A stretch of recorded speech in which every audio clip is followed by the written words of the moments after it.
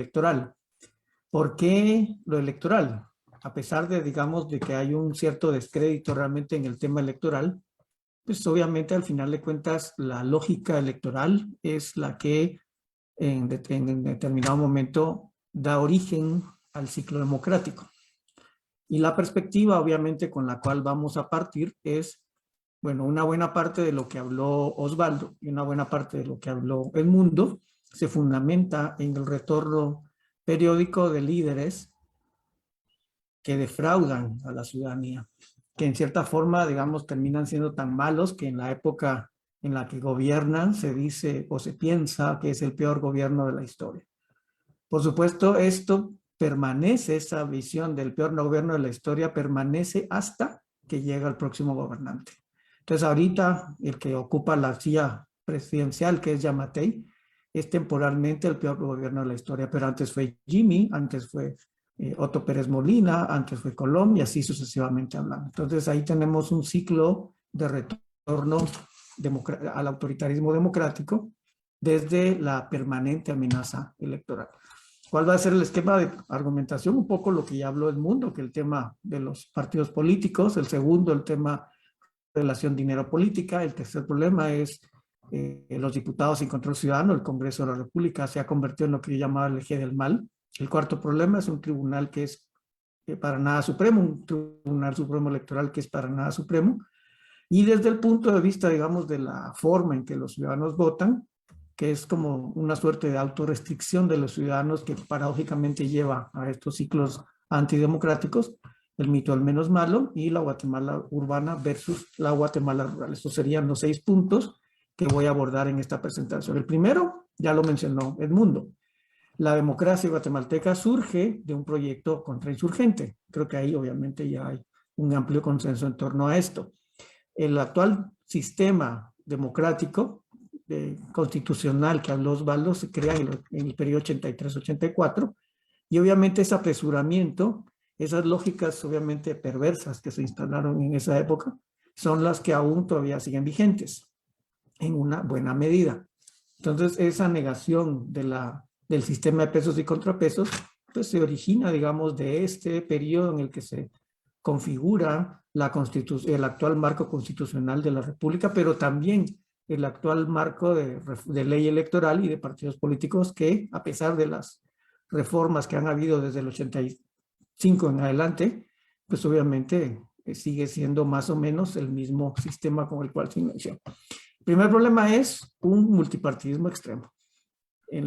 Hay un promedio básicamente de 20 partidos por elección, y no es, digamos, la excepción para el próximo proceso electoral. La cuenta ya va por más de 20 y pico partidos políticos, pero en formación casi llegan a 40 partidos. Entonces, lo más probable es que vamos a volver a tener un multipartidismo que algunos lo identifican casi como un cartón de lotería. Y cabal es como una suerte de lotería que nos va a tocar el gobierno. Y de hecho, eso es un poco la lógica, partidos desechables. Vean ustedes, esto es digamos, la gráfica de los partidos que han participado desde el 85 al 2019. Entonces hay una media muy alta de nacimiento y de muerte. Y como un elemento muy interesante, porque eso contradice la teoría política, los partidos de más reciente creación, paradójicamente, son los que más capacidad de llegar al poder pueden llegar a tener, mientras que los partidos más antiguos son los que van degradándose y posteriormente van desapareciendo. De hecho, hay una suerte de maldición del partido gobernante. Cada vez que llega un partido al gobierno, después empieza un proceso de declive paulatino que casi los desaparece. Las únicas 2 excepciones es el PAN, pero el PAN, obviamente, que llegó al poder con el PAN que actualmente existe, es completamente diferente, y la UNE, que llega al poder, pero obviamente no ha desaparecido, aunque está en proceso, obviamente, de ser cancelado. El segundo problema, ya lo mencionó Iván Velázquez, el famoso pecado original de la democracia guatemalteca, y eso, por supuesto, es un elemento con el cual nace la Constitución del 85, una regulación muy laxa del dinero que entra en la política, y ese es un problema que venimos arrastrando desde entonces.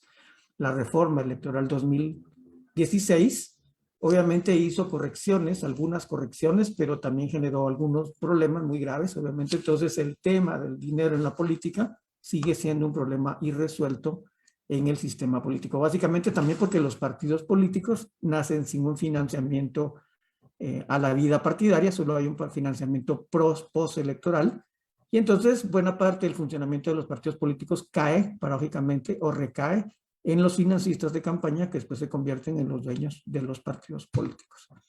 Y obviamente Carlos Gaviria, que fue un analista colombiano, decía, si tienen que pagar para llegar, indudablemente van a llegar para robar. Este sería como el ciclo perverso que se ha establecido en Guatemala, y por eso el financiamiento electoral se convierte en uno de los pilares fundamentales del autoritarismo democrático en nuestro país.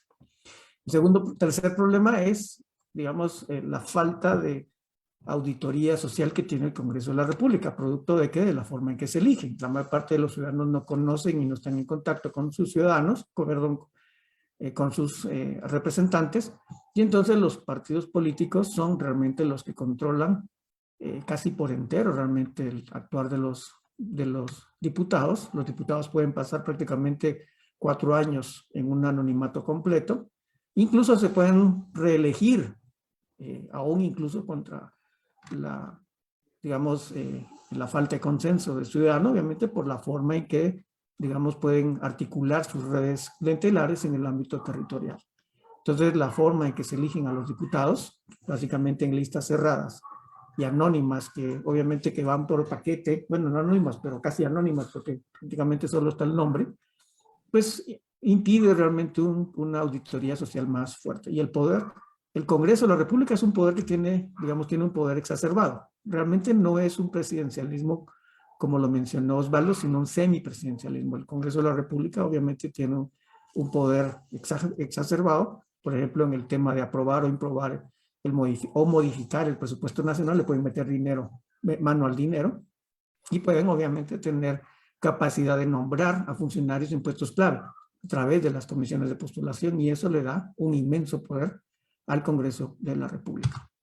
El cuarto problema es un tribunal que está más bien sometido a las formas que son electas, obviamente a los partidos políticos, y por lo tanto ha ido habiendo un declive paulatino de la capacidad regulatoria del Tribunal Supremo Electoral y una deslegitimación que en el 2019 llegó, digamos, a esta noción de fraude, que obviamente ojalá que no se repita en el 2023, pero dadas las actuales condiciones del tribunal, pues seguimos teniendo un tribunal débil y sometido a los vaivenes políticos. Entonces, esto sería un esquema realmente: diputados sin control ciudadano, nombramiento de magistrados del TSE ante juicios promovidos por los mismos diputados, aprobación del presupuesto, pues eso lleva a una falta de independencia del Tribunal Supremo Electoral.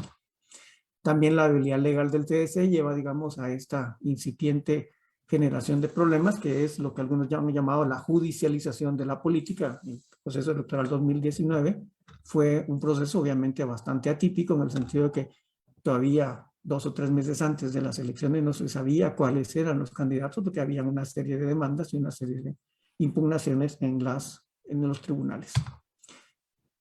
Entonces si tenemos partidos franquicia con dueños, diputados sin control ciudadano y una agenda legislativa más un presupuesto, más el nombramiento de funcionarios claves, estos 3 elementos generan esta democracia elitista y esta democracia autoritaria de la que hemos ido hablando. El otro problema, el quinto problema, tiene que ver con la forma en que votan los ciudadanos, paradójicamente. La lógica, no solo el sistema ya genera un amplio margen para los partidos políticos y para los actores de poder de hacer todo lo que quieran, básicamente lo que decía Edmundo Urrutia, que todo el tema justamente de élites que no cumplen la legalidad y que hacen lo que quieran. Pues el quinto problema es la forma en que votan los ciudadanos. Hay un menú de personas en alguna medida que son candidatos que no representan mayor conciencia o mayor capacidad, digamos, de cambio, y por lo tanto se vota por el que se percibe como el que es el menos malo. Y esto es un problema fundamental, por supuesto, porque eso se ha ido repitiendo. Entonces, la última elección, por ejemplo, fue muy evidente que estábamos entre el malo y el peor. Entonces, a segunda vuelta pasan 2 candidatos que generan tanto miedo, tanta aversión, que al final de cuentas creo que la discusión no era quién era el mejor, sino quién era el que podía hacer menos daño. Yo creo que eso es una discusión bastante perversa, que se ha ido repitiendo conforme pasa el tiempo. Y esto es, obviamente, un elemento de dominación muy fuerte realmente. Y por lo tanto, también se maneja el hecho de que el sistema electoral guatemalteco maneja un proceso muy largo, digamos, o muy fuerte de miedo como una forma de movilizar a los ciudadanos. La pregunta sería, ¿por qué los ciudadanos mejor van y votan, por ejemplo, nulo, que podría ser entonces un grito de rechazo a los partidos y a los candidatos, o por qué no simplemente no van a votar? Ambos elementos deslegitimarían o harían evidente la deslegitimación del sistema. Pero hay muchos ciudadanos que se mueven a votar y que entonces entre el que vota a favor de un candidato y el que vota en contra del otro, pues no se sabe diferenciar y lo que están haciendo es legitimando al sistema. Entonces lo que aparece aquí es un voto de castigo, que es muy interesante. Y obviamente Yamatei es quizás el representante más interesante del voto de castigo. 3 veces ha ocurrido este voto de castigo. Primero fue Serrano Elías, después Jimmy Morales y después Alejandro Yamatei. 3 actores que no eran considerados al inicio de cada proceso electoral como actores ganadores y después de la nada surgen como ganadores. Entonces aquí es donde se vuelve a ver el tema del voto del miedo. Básicamente creo que ni Serrano Elías, ni Jimmy Morales, ni Alejandro Yamatei llegaron por sus propios méritos, sino más bien por las deficiencias del contrario. Este elemento nos permite ver que el actual presidente de la República es el ciudadano que ha llegado al poder con menos legitimidad del sistema. Él llegó con el 13.96% de los votos en primera vuelta, que se puede decir que fueron los que obviamente estaban convencidos por él. Para ponerlo digamos, en comparación, ninguno de los candidatos que perdió en segunda vuelta desde el 85 al 2019 tenía menos apoyo, o sea, tenía más apoyo que el candidato que ganó en segunda vuelta en el 2019. Y eso ya nos dice, obviamente, que solo el 14% de los ciudadanos estaban convencidos por Yamatei. Ese es un número muy bajo realmente de apoyo real que tiene el candidato. El más bajo de la historia de Guatemala desde el 85 al 2019. También, como un elemento, los 2 candidatos que pasan a segunda vuelta apenas acaparan el 40% de los ciudadanos que emiten el voto válido. Eso quiere decir que el 60% votó por alguien diferente. Esa es, digamos, la suma de primero y segundo más baja en la historia democrática desde el 85 para acá. La más alta fue en el 99, en donde el primero y segundo lugar tenían la acaparación del 78% de los ciudadanos. Vean que hemos perdido entonces casi 40 puntos entre el primero y segundo lugar. Es un proceso obviamente paulatino de desilusión muy marcada. El sexto problema es la lógica de 2 Guatemalas que surge muy claramente en la elección 2019. La estructura del voto de Sandra Torres era una estructura muy orgánica. Aquí lo podemos ver con todas las deficiencias del partido y todo lo que genera miedo en la ciudad capital. Es un voto que se ha comportado de manera más o menos creciente. Hay un número de votantes que en alguna medida se podría considerar como orgánico, mientras que Yamatei no tiene nada de orgánico. Yo creo que aquí obviamente es donde se demuestra el voto de castigo. Realmente vean, por ejemplo, de primera vuelta, segunda vuelta, el salto cualitativo que hubo hacia el candidato, lo cual no se explica por las bondades del candidato, sino más bien por las deficiencias del contrario. Ese es un voto de castigo, claramente. Y el otro elemento es quiénes votaron a favor de Yamatei. Básicamente la ciudad capital, en donde 8 de cada 10 ciudadanos votan en contra de Sandra Torres, probablemente, y obviamente el departamento de Guatemala, en donde son 7 de cada 10. Entonces aquí se concentra buena parte de por qué ganó Yamatei. Pero eso no es, digamos, incluso lo más grave. Lo más grave es que 21 de las 22 cabeceras departamentales votaron a favor de Yamatei, mientras que en el resto de lugares, digamos, del interior, que no eran capitales, que no eran cabeceras, votaron a favor de Sandra Torres. Hay un voto campo-ciudad muy claramente definido en la elección 2019, lo cual nos tiene que hacer pensar esa división, obviamente. ¿Por qué el voto rural se moviliza a favor de un candidato y por qué el voto urbano a favor del otro? Y esto es un elemento que se ha repetido 4 veces en la elección, en las elecciones. En el 99, en 2007, 2011 y 2019 se repitió el mismo esquema. La ciudad capital o el voto urbano realmente en contra del voto rural o el voto del resto del país. Y en 3 ocasiones, 95, 2011 y 2019, la capital, o digamos, el Distrito Central y el Departamento de Guatemala, decidieron dramáticamente el destino del país, lo cual presenta obviamente una lógica de capital versus el resto del país. Hay una división territorial muy marcada que obviamente genera una lógica de reflexión bastante fuerte, que es lo que está moviendo esta división campo-ciudad. A manera de conclusión, entonces la democracia en Guatemala es una democracia elitista, es una democracia capturada y es una democracia en donde lo electoral se convierte en el principal amenaza del sistema. Paradójicamente estamos a 1 año y pico de iniciar el proceso electoral y entonces vamos a volver a empezar a discutir estas amenazas que van a empezar a surgir con toda propiedad. Yo